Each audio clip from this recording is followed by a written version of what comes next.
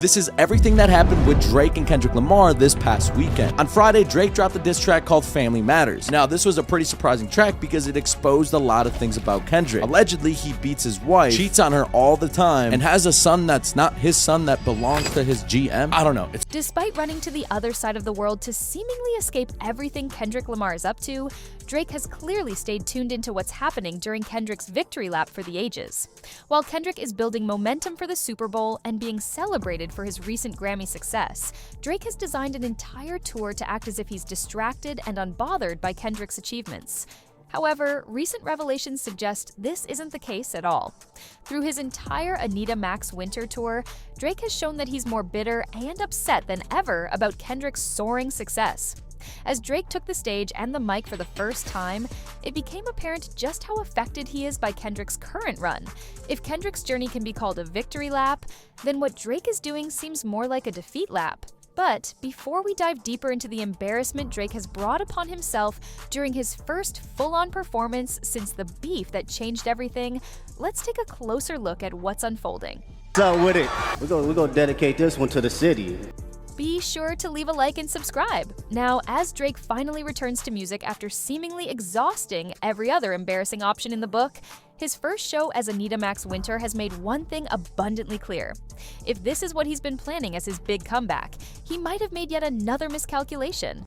With the pressure higher than ever and both the industry and fans growing increasingly tired of his antics, it's starting to look like Drake's strategy here is just as poorly thought out as his approach to the Kendrick Lamar beef.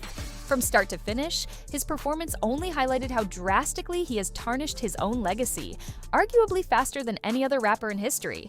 And if his previous It's All a Blur tour was any indication, with all its corny gimmicks, cheap theatrics, and embarrassing stunts, then somehow Drake has managed to take things to an even more ridiculous level. Whether it was dissing childish Gambino on a jumbotron or surrounding himself with over-the-top floating props, his last tour was already a spectacle. But if you thought that was bad, I have some unfortunate news, because this entire show from Drake just took things to an entirely new level of absurdity. This show is going to remind you of one thing. No matter how many bad choices Drake makes or how much he disrespects the core foundation of hip-hop, it's becoming impossible not to just break out in laughter at his antics. Night one of his tour was no exception, as Drake did an incredible job of proving once again that he will always be Jimmy Brooks from Degrassi before anything else. And the reason I say this is simple. Despite all the hype and the way he tried to frame this tour as some kind of grand comeback moment, it only further exposed just how much his career has changed. He wanted to create a narrative where, despite all the conversations happening, like this very one, about his downfall following the Kendrick Lamar beef, he could still prove his dominance. But the reality is, after everything that went down, after all the embarrassment and the undeniable shift in public perception, Drake will never be the same. Time show, catch Kendrick Lamar at the top of his game. It's February 9th on Fox. So I already figured that UMG wasn't scared enough of Drake's lawsuit to not allow it to happen, and in my mind this really solidifies it. Everything else has been saying, and even what the numbers are now indicating. At this point, it's not even a matter of opinion anymore. It's pretty much becoming fact. But according to Drake, his career is still intact. And with this tour, he seemingly tried to prove that no matter what has happened, from Kendrick's Like That verse shaking up the industry to the present moment, he has somehow survived all the attempts to take him down. In what can only be described as a bizarre attempt at symbolism, Drake took the stage wearing a tattered, hole-ridden shirt, clearly trying to send a message that he had been through it all and was still standing. But instead of coming off as triumphant, it only reinforced just how desperate he is to convince people that he hasn't lost. Drake wanted to make it clear that he had just come back from battle. And if the tattered shirt wasn't enough of a statement, he took things even further. In his own grand vision of survival, he added another dramatic touch, smoke billowing from his back as he took the stage, as if he had just walked away from the wreckage of war with his career still intact. But instead of looking triumphant, it came off as one of the most laughable ways anyone could have attempted a comeback, especially after taking what many consider the biggest L in rap beef history. For an artist of Drake's stature, this was meant to be a powerful statement, but instead, it only reinforced how out of touch he is with the reality of his situation. Drake wanted to make it clear that he had just come back from battle. And if the tattered shirt wasn't enough of a statement, he took things even further. In his own grand vision of survival, he added another dramatic touch, smoke billowing from his back as he took the stage, as if he had just walked away from the wreckage of war with his career still intact.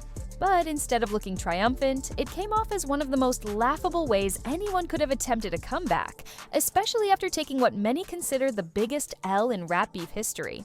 For an artist of Drake's stature, this was meant to be a powerful statement, but instead, it only reinforced how out of touch he is with the reality of his situation. Because, well, if Drake had even a slightly different outcome in this entire situation, something other than the reality we're in now, maybe, just maybe, he could have pulled off a stunt like this.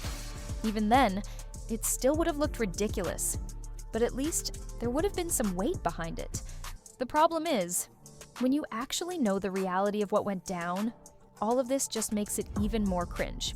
We all know exactly how things played out, and no amount of smoke effects or tattered shirts can rewrite the fact that Drake walked away from this beef looking weaker than ever.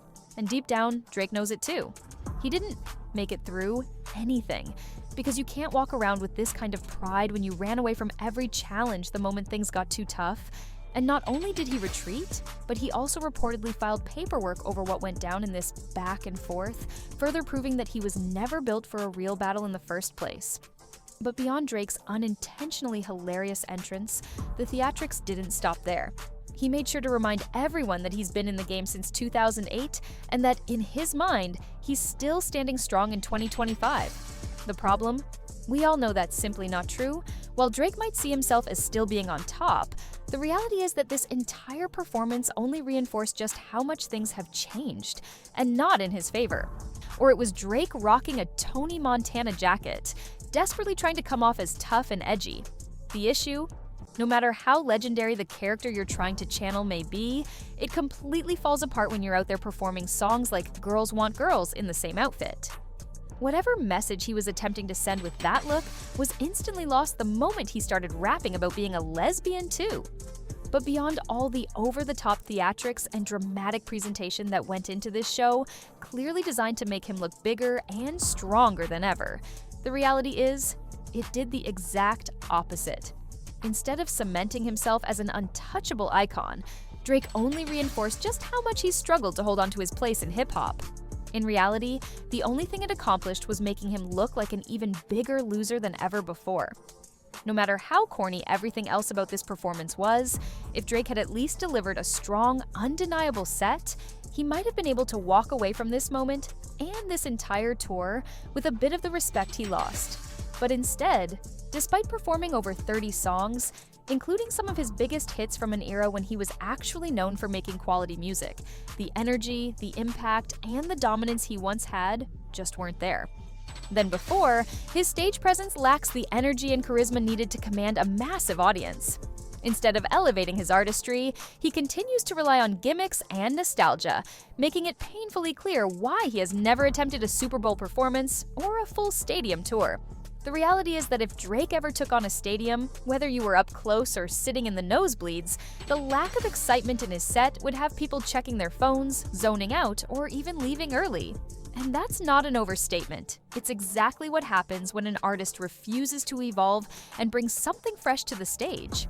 Drake's performances have become the exact opposite of what legends like MJ and Prince stood for. Those artists revolutionized live music with electrifying stage presence, intricate choreography, and true vocal mastery.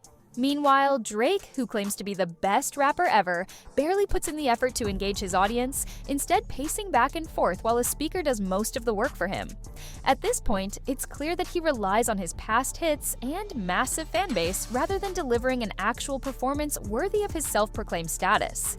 If you're going to compare yourself to the greats, you need to back it up on stage. But Drake just isn't doing that. Or you simply expect an artist to actually rap or sing their own lyrics live, Drake's approach to performing is just lazy and uninspired. The fact that a new generation of artists has taken cues from this low-effort standard makes it even worse. At some point, live music became less about actual performance and more about just existing on stage while a backing track does all the work. And while some fans might not care, it's a huge letdown for those who expect artists to put in real effort. When legends like Michael Jackson, Prince, or even modern superstars like Beyoncé take the stage, they give it everything. Meanwhile, Drake just coasts, barely engaging with the crowd beyond a few ad-libs. For someone who constantly brags about being the greatest, his live shows tell a completely different story. Rapping over pre-recorded vocals is essentially admitting that you can't deliver your music live at the level it was recorded.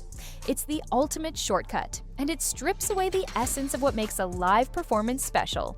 Artists like Tyler, The Creator, J. Cole, Kendrick Lamar, and many others have set a high bar by actually rapping, engaging, and bringing energy to the stage. Meanwhile, Drake, someone who calls himself the greatest, takes the easiest route possible. It's not just disappointing for fans who paid to see a real show, but it's also disrespectful to the culture of hip-hop and live music in general. A true MC should be able to control the stage, captivate the crowd, and bring the music to life without relying on a pre-recorded crutch. But instead, Drake continues to prove that he's more of a studio artist than a real performer. Performer who understands what it means to truly command a stage. His past performances, from the Grammy stage to his Damn tour and Mr. Morale tour, have all been masterclasses in live artistry. Kendrick doesn't just rap, he delivers a full experience with energy, passion, and real-time execution of his lyrics. Meanwhile, Drake, who has always positioned himself as one of the greats, is doing the bare minimum in comparison. When you have artists like Tyler, Kendrick, and even Travis Scott pushing the limits of live performances, it makes Drake's laziness on stage look even worse. The contrast is undeniable, and it only reinforces why he will likely never headline the Super Bowl or truly be considered among the greatest live performers in hip-hop. It's honestly baffling that an artist of his caliber, who has been in the game for over a decade, still puts on such uninspired performances. At this point in his career, especially after the recent rap beef and the hits his reputation has taken, Drake should be trying harder than ever to prove his worth. Instead, what we see is complacency.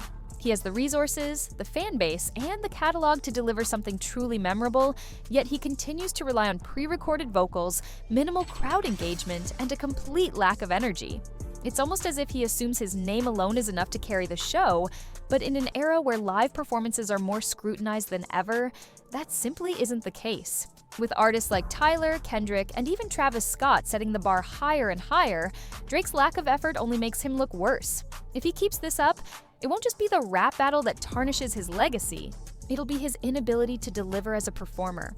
But with the overall landscape of hip-hop evolving around him, Drake's refusal to adapt or even put genuine effort into his performances only cements his downfall. The greatest artists turn their struggles into fuel, whether through music, performances, or reinvention.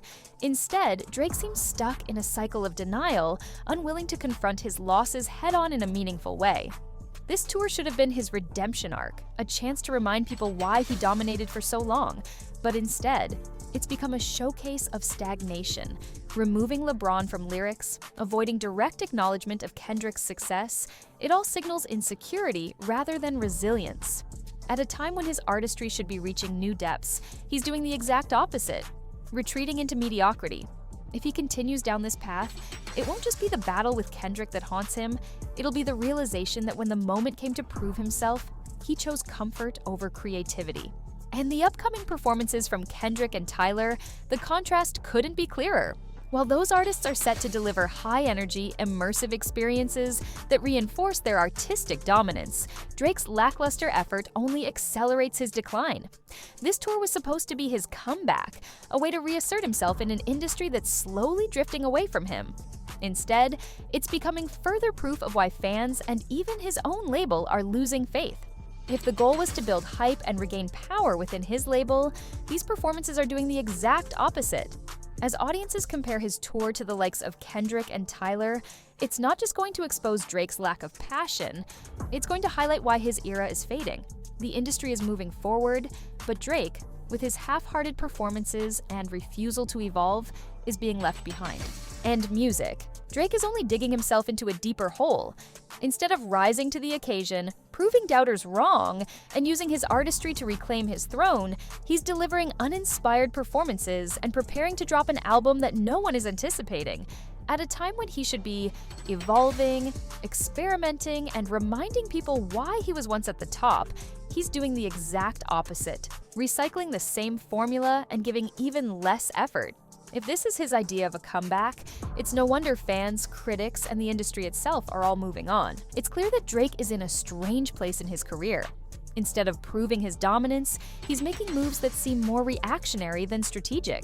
His lackluster performances, uninspired set lists, and questionable career decisions all point to an artist who is struggling to maintain relevance rather than confidently evolving. The comparison between his tour and Kendrick's Super Bowl performance will only highlight the growing gap between them in terms of artistry, stage presence, and cultural impact. If Drake doesn't step up soon, his legacy might be defined more by stagnation than innovation. What do you think? Is this just a rough patch for Drake, or is he truly on the decline? It sounds like this video is really going in on Drake's current career moves, especially his performances and upcoming album. The creator is making a strong case that he's losing momentum, while artists like Kendrick and Tyler are pushing the bar higher. Do you agree with their take, or do you think Drake still has a stronghold in the industry?